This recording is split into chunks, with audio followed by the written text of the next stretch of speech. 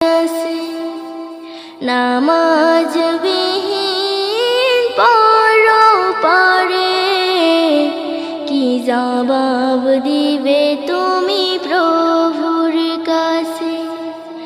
নামাজ কে বলো না কাজ আছে, কাজ কে বলো আমার নামাজ আছে।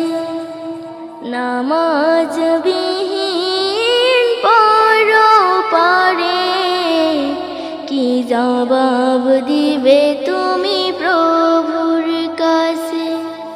ফজর কাটে ঘুমের ঘরে, জোহর কাজে কাজে,